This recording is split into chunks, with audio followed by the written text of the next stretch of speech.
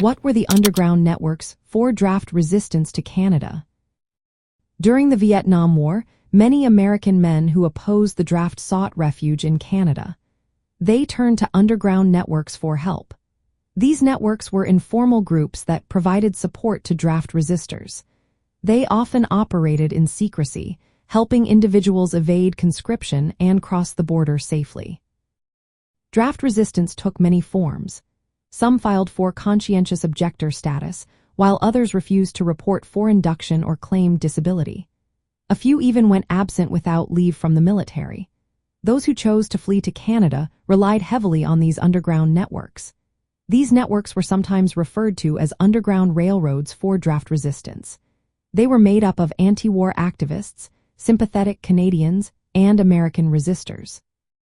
These networks offered practical assistance. They provided information about safe routes and transportation options. Temporary housing was also available, along with legal advice and help with immigration procedures once in Canada.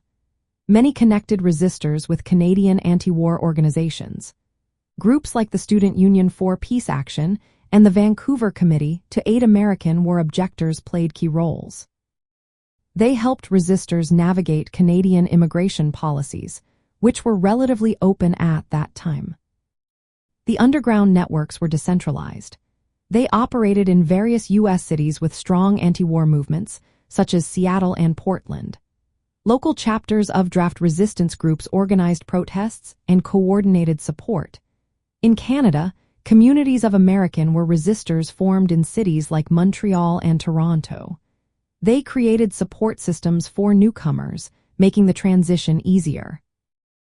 These underground networks were vital for sustaining the draft resistance movement. They enabled thousands of individuals, estimates suggest between 20,000 and over 60,000, to avoid conscription by relocating to Canada.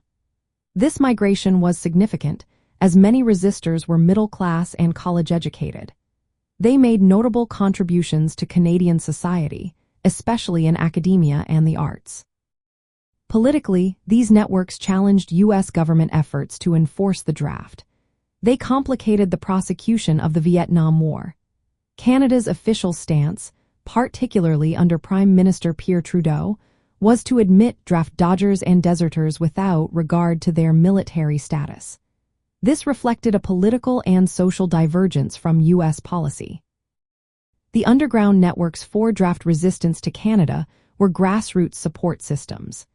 They provided logistical, legal, and social assistance to American men fleeing conscription during the Vietnam War.